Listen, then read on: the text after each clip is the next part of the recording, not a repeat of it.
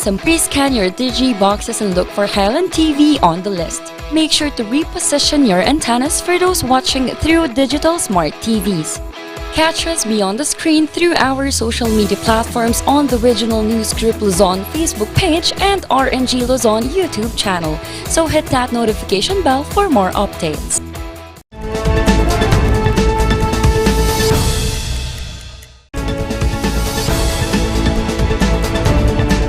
Sa ulo ng mga nagbabagang balita. Pagtutulungan ng Pilipinas at China tiniyak sa Administrasyong Marcos. Butas gulong perwisyo sa mga motorista sa Dagupan City. Kalinisan at kaayusan ng mga boarding house ipinaalala. Barangay sa Itogon, Benguet, hiling ang suporta para sa turismo. At binatilyong dating kasambahay, nagtapos bilang magna cum laude.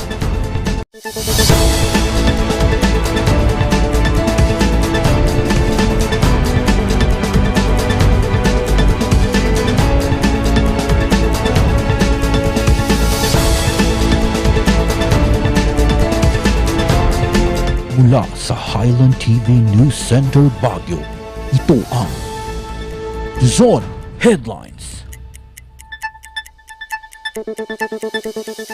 Naimbaga malam maamyanan Luzon. Narito na ang mga bago at may init na mga balita. Tiniyak ng Philippine-Chinese Embassy na tuloy pa rin ang kanilang suporta at mga proyekto sa bansa. Ipagpapatuloy din ang mga nasimulang proyekto sa pagpasok ng Administrasyong Marcos. Narito ang report. Sa kabila ng patuloy na hidwaan ng Pilipinas at China sa West Philippine Sea, tiniyak ng Chinese Embassy na hindi ito makakaapekto sa pagkakaibigan ng dalawang bansa. It is normal for neighbors to have differences. Second, I think the differences is not the whole picture. So we just need to put it in a proper place and we continue the mainstream cooperation. Katunayan, tuloy-tuloy pa rin ang tulong at proyektong ibinibigay ng China sa Pilipinas. Ilan sa mga ito nasimulan noong nakaraang administrasyon. So we have identified several key areas for future cooperations. Our government is communicate closely with the new administration. Yeah, we are working on it. There will be more cooperation results coming, I think. Ikinatutuwa naman ito ng Filipino-Chinese community ng Baguio. In the future is consistent ng partnership to our project in Taibong, Philippines. I think is mission our president in China and our president BBM is in future the 5 years time. I think more project in Philippines. 2 and 1. There you have it, ladies and gentlemen, once again. Patunay ng mas tumitibay na pagkakaibigan ng dalawang bansa ang inilunsad ng photo exhibit sa SM Baguio kanina. Makikita dito ang mga proyektong nabuo ng pagkakaibigan ng dalawang bansa. Today are highlights of the most significant events involving our two countries. Ang paglulunsad ay formal na dinaluhan ni Chinese Embassy Minister Councilor Wang Yulei. This city is very beautiful, especially the people in this city is very hearted. I love the city and the people I think I will remain in my heart. The friendship between China and the Philippines long ago, I think will be turn good. Tiniyak din ng pamahalang lungsod ang patuloy na pakikipagtulungan sa mga iba't ibang proyektong hatid ng China para sa ikauunlad ng lungsod. Randy Guzman para sa Luzon Headlines. Perwisyo sa mga motorista at mga residente ang mga insidente ng butas gulong sa isang barangay sa Dagupan City. Ang mga nasa likod nito, inaalam na. Magbabalita Jose Inventor. Mahina na nga raw ang kita, perwisyo pa para sa tricycle driver na si Jonathan ang pagkakabutas ng kanyang gulong. Dahil daw ito sa ilang maliliit na pako sa mga kalsada ng Barangay Mangin, Dagupan City. Masakit sa ulo pag mabutasan ka. Siyempre, pag wala ka pang makuha ang paseros o kaya sasakay.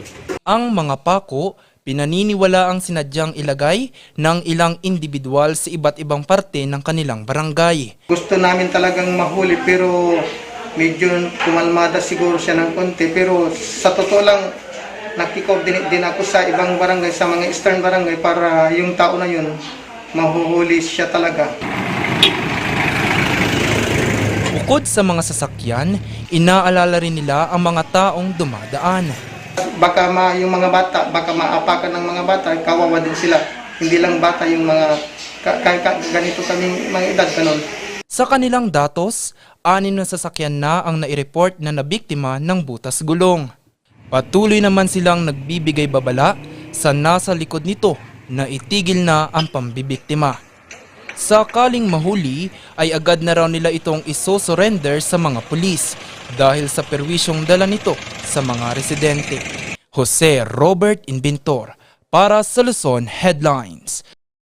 Para matiyak ang kaligtasan ng mga estudyante at mga manggagawa sa lungsod ng Baguio, pinaigting pa ng pamahalaang lungsod ang inspeksyon sa mga boarding house. Magbabalita Brian Asilo.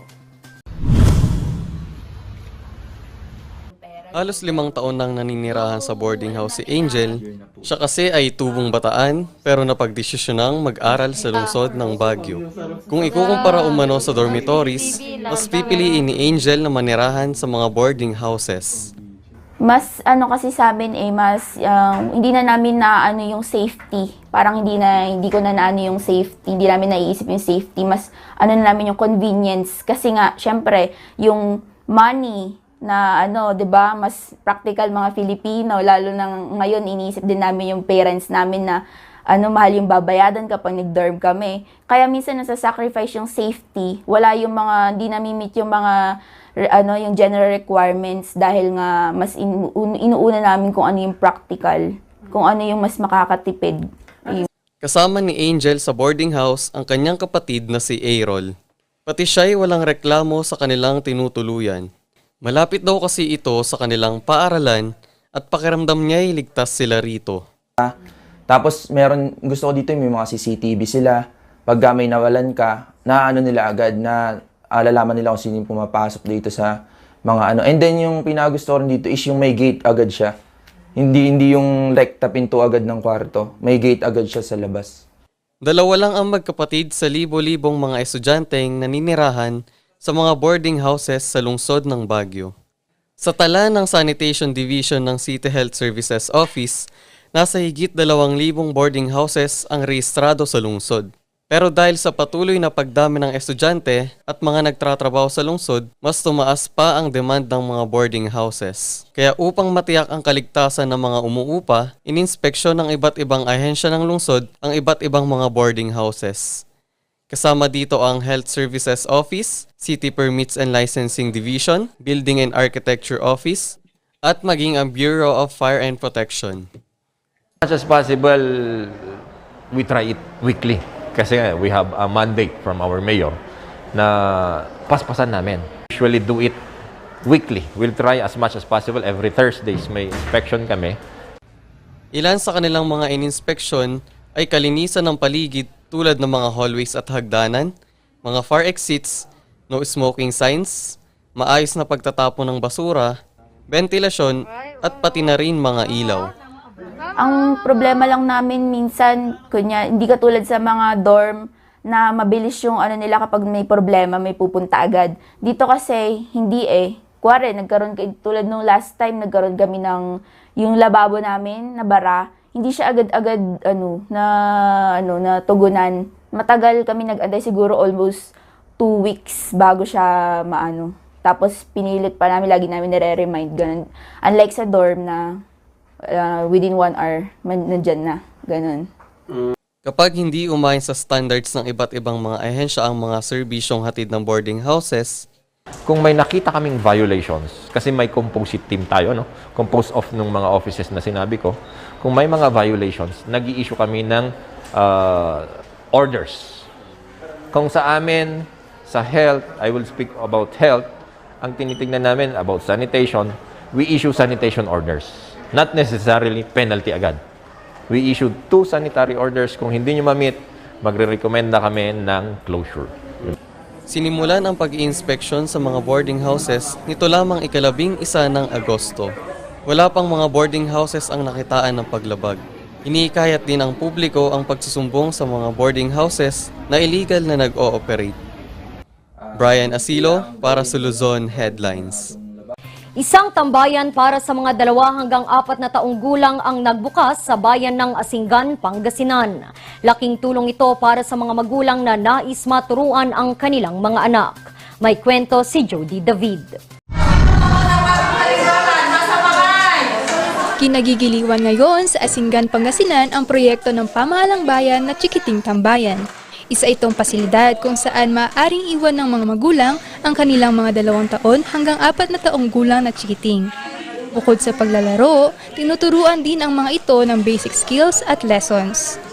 Mayroon po tayong doon, parang mini napping area, mayroon po tayong mini library, at mayroon po tayong mini playground para sa ating mga kabataan. At sa likod nun, mayroon din po tayong hand washing facility at yung toothbrushing facility po natin.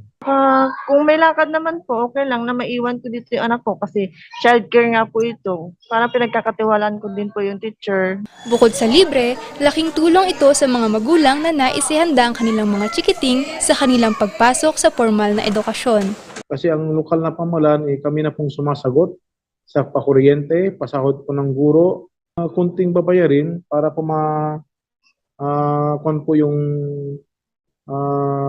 bayad po ng materials, so educational materials na nagkakahalagang lang po yata ng 100 pesos. Yun lang naman po yung requirements. Diyon po, voluntary po yun. Kaya kung linalagay siya dito para sa ganon, mas marami siyang makasalamuhang mga bata at na matuturuan na siya sa initial na pagpasok sa school. Bagamat makukulit, sinigurado nilang ligtas ang mga bata sa banta ng COVID-19. Kailan pa rin pong i-maintain yung social distancing po, tsaka kailan pa rin, sundin pa rin po yung mga rules po sa new normal classroom rules po. Napapalibutan din ang tambayan ng mga bakot at oras-oras ay pinapatrolya ng mga pulis at mga barangay tanod para may iwasan ang anumang insidente. Tinitiyak ng pamahalang bayan na magtutuloy-tuloy ang proyektong ito hindi lamang para makatulong sa mga magulang pero para sa kapakanan at kinabukasan ng mga anak ng Asingan. Jody David para sa Luzon Headlines. Dahil sa pagmamahal sa mga alagang hayop, nakalikhang isang binatilyo sa Pangasinan ng mga organic products para sa kanilang mga alaga. Alamin yan sa report ni Charles Limon. Pet lover at dog breeder ang pamilya ni Renzo. Pamilya ang turing nila sa kanilang mga alagang hayop. Kaya noong nagkasakit ang alaga nilang aso ng hotspots, sinubukan niyang gumamit ng mga alternatibo at organic na mga solusyon. Mula dito, nagkaroon siya ng ideya na gawin itong negosyo. Paradise Fish, organic and natural pet essentials. Para to sa most target namin is cats and dogs, pero yung iba, just like raw goat's milk, pwede rin siya sa rabbits. Sinimulan niya ang negosyong ito noong 2020 noong kasagsagan ng pandemya. Sinimulan niyang ibenta ito sa mga kapamilya at mga kaibigan. Dahil sa mga good reviews mula sa mga customer, unti-unting nakilala ang kanyang produkto. Organic, syempre, as the saying goes, diba? Don't panic, it's organic. Wala naman akong nakikita masamang epekto ng organic. Tiniyak din niya na ligtas ang kanyang produkto dahil siya mismo ang gumawa ng mga ito at 100% organic. 100% pure Madre de Cacao siya, made of 100% Madre de Cacao. Pero kapag nandito ka sa Madre de Cacao industry, titignan mo pa lang yung dalawa is makikita mo na yung difference kung ano yung tunay sa nakiklaim lang na 100%. Kabilang sa mga gawa ni Renzo ang mga shampoo, conditioner, sabon at mga ointment. Kaya sa second anniversary ng negosyo ni Renzo ngayong Setyembre, pasasalamat naman ang kanyang ibabalik sa komunidad. Yun, next week, second anniversary ni Paradise PH. Meron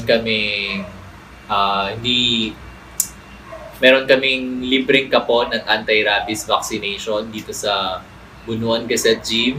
Kasama natin dito ang Provincial at Dagupan City Veterinary Office at Bunuan Gazette SK Council.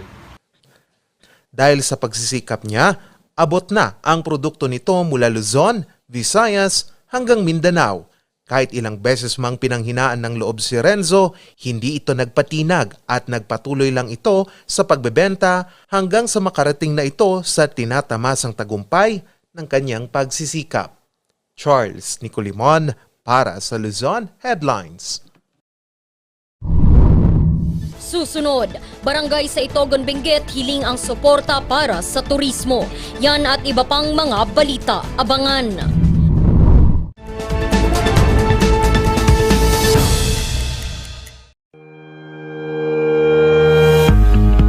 The Baguio Country Club, the first and only 5-star mountain resort in the Philippines, is fully equipped and ready to welcome you back. The club has thoroughly worked on adapting to the new normal. The usage of any of the facilities and amenities of the club is governed with specific rules, regulations, and procedures in accordance to the medical, physical distancing, and disinfecting protocols. And as you return back here to your second home and make new memories with us, we assure you that at the Baguio Country Club, you do not have to worry because we can assure you that the club continuously puts great importance to the health, safety, and wellness of its members, guests, and employees. Coronavirus. Dahil dito, may mga bagay na hindi mo na magagawa. Ngunit, may katuwang ka. PDA or Pau de Arco Herbal Capsule na may antiviral quercetin at immunity booster. Mag-PDA or Pau de Arco Herbal Capsule araw-araw para iwas sakit, iwas virus. PDA. Proteksyon, depensa, alay sa kalusugan. PDA or Pau de Arco Herbal Capsule is available in all leading drugstores nationwide. Another quality product of Aldrich Corporation.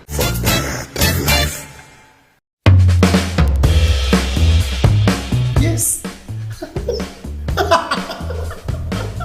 Ayos to! Ayos to! Pa, lakas naman ang tawa mo. Sino ba namang hindi matutuwa dito sa online shopping service at cash on delivery ng TG Home Builders? Pwede din mag-online reservation for pickup. Pa, ano yung sinasabi mo? Ma, mapapakabitan na natin ng tiles ang bahay natin. Pa, baka pwede mong isabay yung bubong ng bahay natin. Para sa quality construction materials, mag-TG Home Builders. Main warehouse and showroom at number 75 Ferguson Road, Gisad, Baguio City. Bucaucan Branch at number 73 Bucaucan Road, Baguio City. Marcos Branch at KM3 Marcos Highway, Baguio City. Sales Office Branch at number 221 at Tab Marcos Highway, Baguio City. La Trinidad Branch at KM6 Butag, La Trinidad. And Urdaneta Branch at MacArthur Highway, Urdaneta City. TG Home Builders. We turn houses into homes. Ang maagang konsultasyon ay mahalaga sa pagpuksa ng sakit na dengue. Ngunit, ang tanong ng sambayanan, sapat nga ba ito? Masigasig, maliksi, protektado at mapagmatyag, yan ang dapat mong taglayin. Hanapin ang pinagpupugaran at wasakin ito. Hello? Nahanap ko na po yung lungga. Kailangan ko na po kayo. Sige po, Master. Suportahan ng fogging at spray. Katapusan mo na, mosquito man. Bulok, maliliit at hindi ba malusog ang inyong mga halaman? Omega Green ang kasagutan. Ihalo lang ang 2 kutsara nito sa isang maliit na container at kaunting tubig. Pagkatapos ay ihalo sa knapsack sprayer at pwede na itong spray sa mga pananim. Meron itong nitrogen, phosphorus, magnesium, copper at zinc na tumutulong sa pagpapaganda at pagpapabilis ng tubo, pagpapanatili ng nutrisyon, mas malagong mga dahon at panlaban sa mga sakit ng mga halaman. Hindi rin ito nakasasama sa kapaligiran. Pwede rin ito sa kahit anong klase ng halaman, mapa highland crops o lowland crops. Omega Green by Encam Agri-Marketing, the ultimate friend of farmers.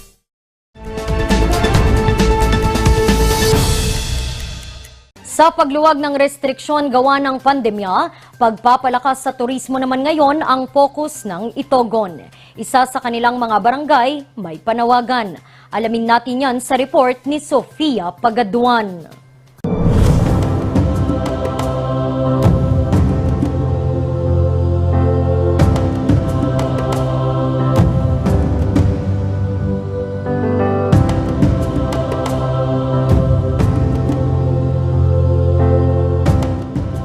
Isa ang Dalupirip sa mga barangay na may maraming potensyal na tourist spot sa bayan ng Itogon. Isa na rito ang Mount Pigingan na may taas na 1,000 meters above sea level. Dito sa Mount Pigingan, marami ka kasing view. Matatanaw mo yung Mount Pigingan, Mount Ugo, and then yung mga, yung Ilog Agno. Diba, paakyat tayo. Nakikita natin yung Ilog Agno.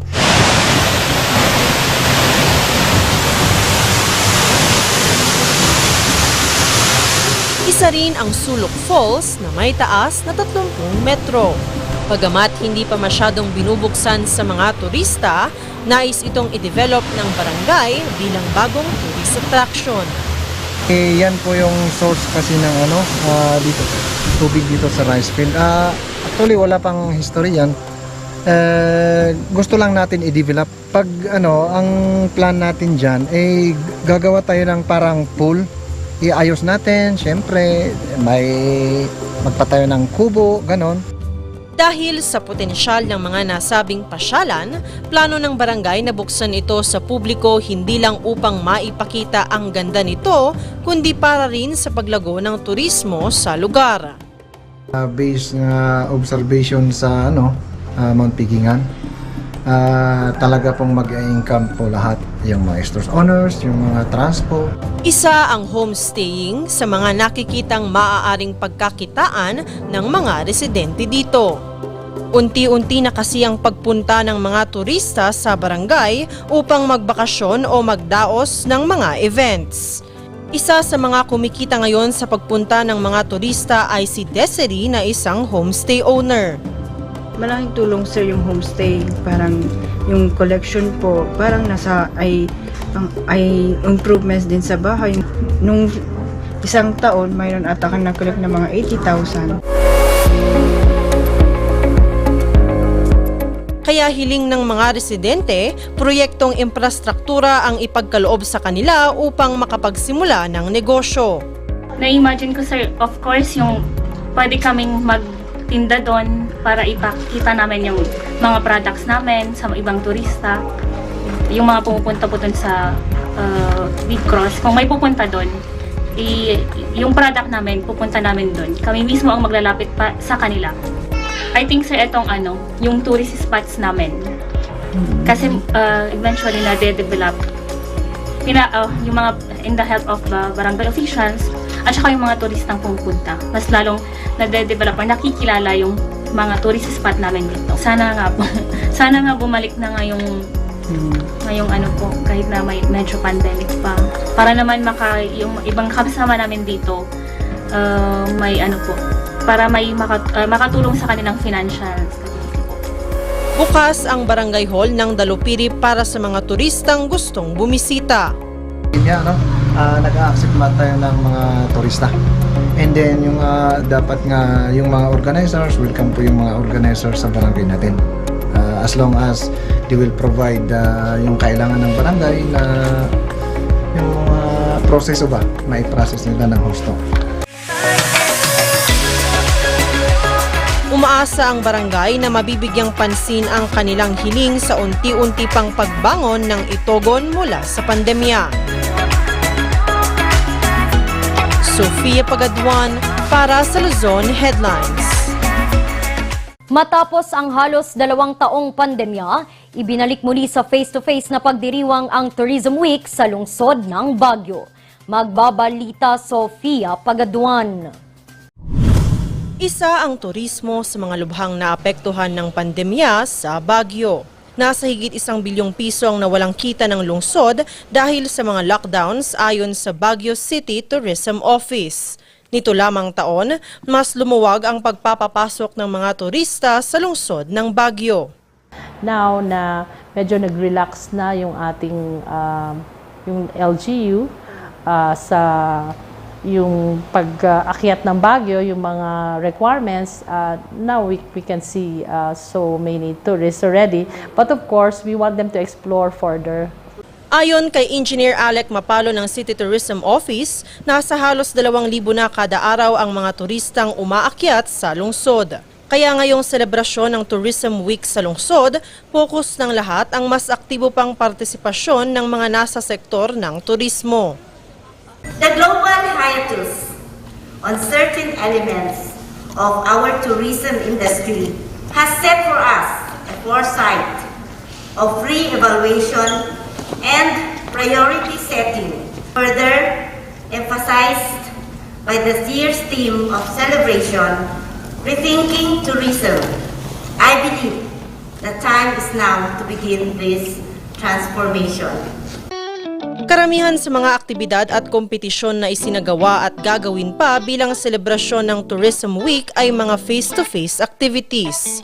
Ito ay upang mas maipamalas pa ng mga kalahok ang kanilang tourism skills na sa online lang dati na ipapakita. Nilahukan ito ng mga estudyante mula sa iba't ibang universidad, mga tourism stakeholders at mga residente ng lungsod.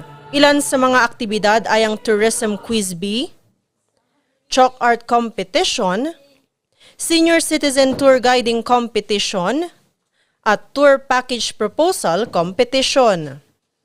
Looking back at where we were 2 years ago, it seemed like there was no end in sight for this pandemic. Our tourism sector was severely affected or impacted. Many lost their jobs and businesses closed permanently. Now I am thrilled to see that many local and tourists alike are eager to welcome the new and reviving Baguio. Hindi pala mahirap ibenta ang Baguio. So it is going to be exciting to see how our tourism stakeholders will prepare for what kind of new experiences that we can offer to our tourists, which is nice to know. No? Hangad ng lokal na pamahalaan ang mas proaktibo pang partisipasyon ng lahat sa mga susunod pang aktibidad ng Tourism Office. Let us celebrate this week by our continued cooperation. Let us take meaningful roles, not just to be silent spectators of our activities. This time, let us continue to rise or raise us all. Magtatapos ang Tourism Week ngayong linggo sa pamamagitan ng isang Heritage Festival Country Fair na gaganapin sa Session Road. Sofia Pagaduan para sa Luzon Headlines.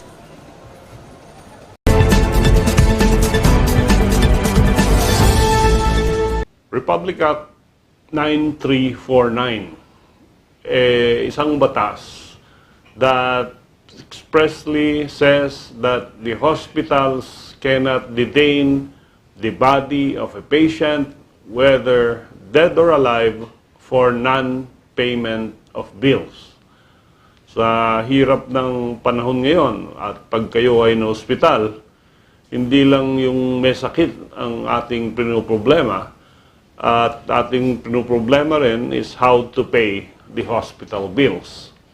And ang dami nating batas na tungkol sa detention, but now Hospital Republic Act 9349 specifically says that you cannot detain a patient, whether dead or alive, just because hindi siya makapayad ng hospital bills.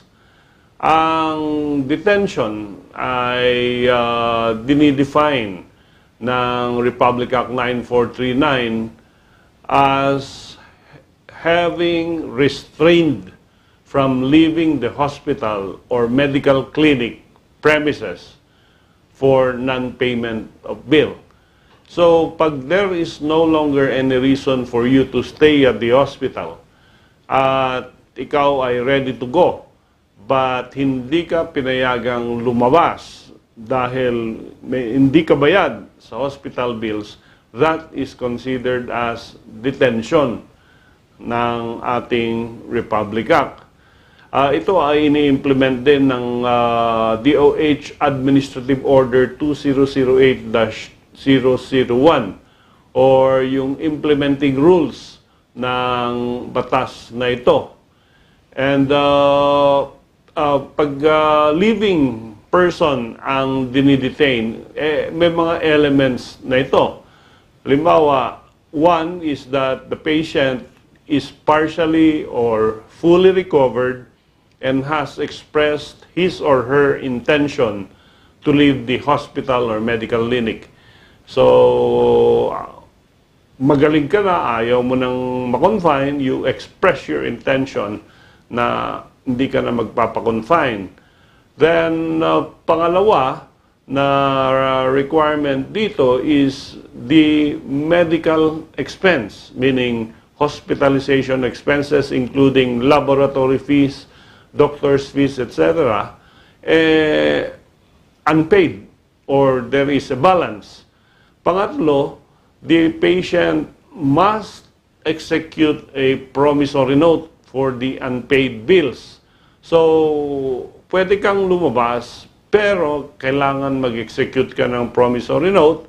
And the fourth element, the officer or employee of the hospital na responsible for releasing the patient refuses to let the patient live. Ito yung living patient na sinasabi natin na defined by this law. So ayaw kang palabasin dahil ikaw ay may balanse. Meron din tayong ordinance dito, yung Patients' Rights Act na sinulat natin noon na covering the same subject matter.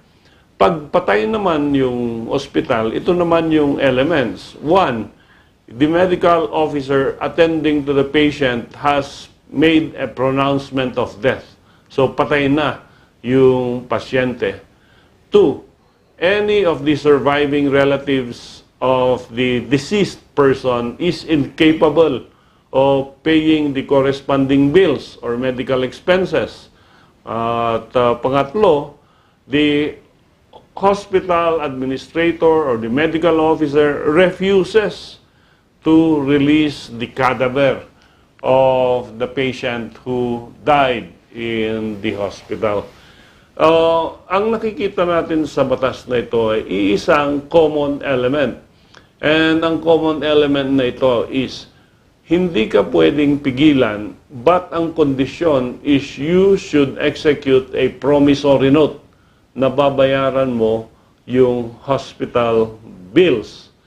At pag ito ay na-violate ng isang hospital, meron siyang fine of not less than 20,000 pesos to 50,000 pesos. Or yung administrator or yung medical officer na ayaw pumayag kang ma-release ay mapapreso. There is an imprisonment of 1 month to 6 months in prison.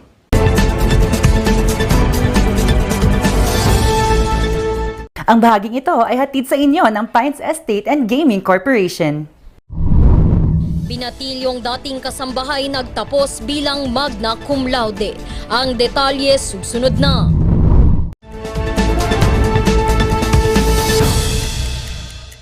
Ang maagang konsultasyon ay mahalaga sa pagpuksa ng sakit na dengue. Ngunit, ang tanong ng sambayanan, sapat nga ba ito? Masigasig, maliksi, protektado at mapagmatyag, yan ang dapat mong taglayin. Hanapin ang pinagpupugaran at wasakin ito. Hello? Nahanap ko na po yung nungga. Kailangan ko na po kayo. Sige po, Master. Suportahan ng fogging at spray. Katapusan mo na, mosquito man.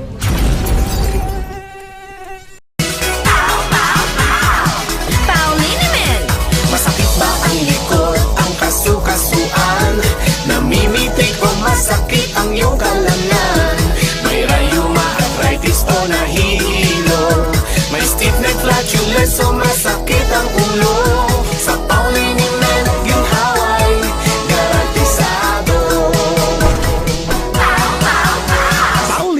isang pahig ka lang. Dahil walang out sa POW!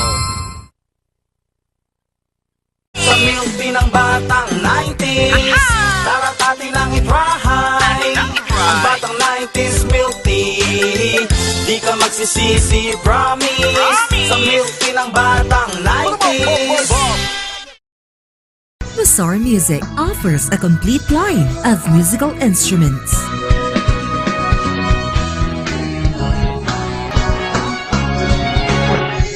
Mazar Music, Baguio's pioneer in online music and art lessons.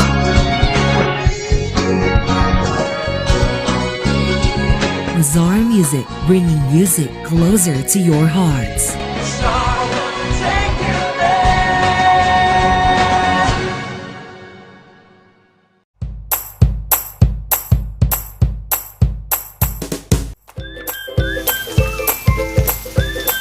Best sellers that we have are the pork sisig, sizzling liempo, quarter leg, and then we have the sizzling beef pares as well.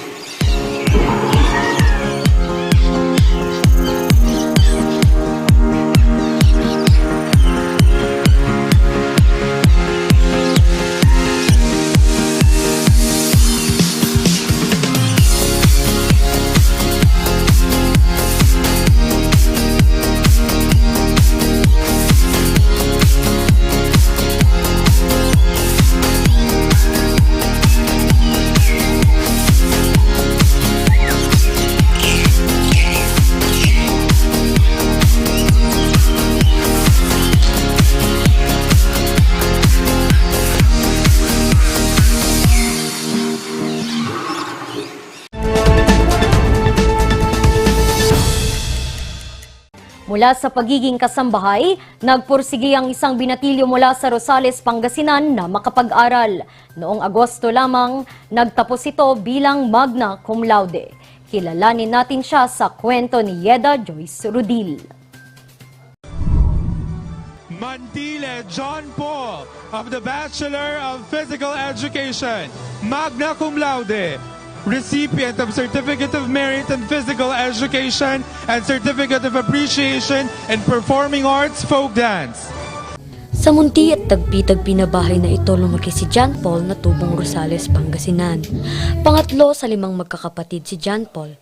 Dahil sa naranasang hirap sa buhay, suntok sa buwan para kay John Paul ang makapagtapos sa pag-aaral, lalo na ngayong pandemya. Isa sa mga hindi ko makakalimutan na pinakahirap na pagsubok na aking natamo ay ang kakulangan ng gamit sa aking pag-aaral. Wala po kasi akong laptop at wala din po akong internet connection. Hindi biro na mag-aral sa panahon ng pandemya. May halong pangamba at takot na nakapagdudulot ng mental breakdown. Iniwan sila John Paul ng kanilang ama habang ang nanay nito ay umi-extra sa paglalaba. Kaya kahit suntok sa buwang makapagtapos, buong tapang na iginapang ni John Paul ang pag-aaral nito. Ako ay namasukan bilang caretaker ng isang internet cafe shop. Namasukan bilang kasambahay si John Paul sa kaniyang mga classmates at mga guro noong high school. Maliban sa pagiging kasambahay, umextra din itong tutor, dance instructor at pagtanggap ng mga paperworks. Umextra rin ito bilang tagabantay ng internet cafe habang nagbabasa ng mga aralin. Sadya ang kahirapan ang nagtulak sa akin upang mag-aral ng mabuti. Lumaki ako sa hirap, lumaki ako na ako lang ang nagturo sa aking pagkatuto. Iba din kasi yung pakiramdam na kapag nakapagtapos ka ng pag-aaral ay may babaunin kang kaalaman na magsisilbing instrumento para makapit mo ang iyong pangarap. Pero sa bawat pagpupursigi ay nakakaramdam siya ng pagsuko sa buhay. Umabot din ako sa punto na gusto ko nang kumawala sa aking pagkakatayo. Tanging ang Diyos lang ang nagpapatibay sa akin na bumangon at harapin ang bukas. Kaya sa bawat paghihirap, ang sukli ay sandamakmak na mga award ang nakuha nito sa pag-aaral. At noong ika-31 ng Agosto, nagtapos na si John Paul sa kurso nitong Bachelor of Physical Education bilang magna cum laude. Mula sa isang batang nangangarap, ngayon, Suot-suot ko ang inspirasyon ng aking pamilya at mga taong humubog sa akin.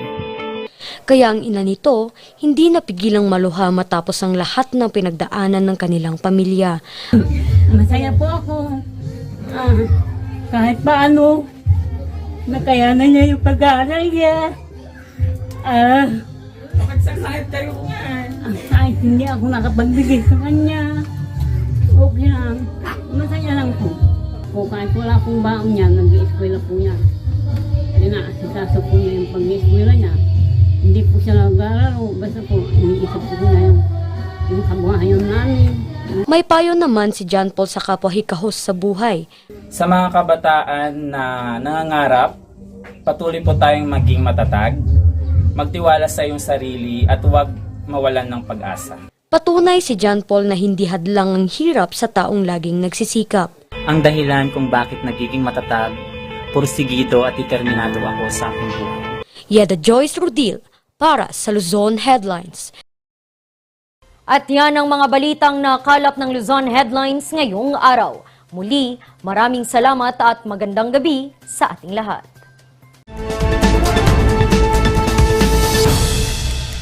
Recount the narratives that matter with these simple steps. Rescan your Digi boxes and look for Highland TV on the list. Make sure to reposition your antennas for those watching through digital smart TVs. Catch us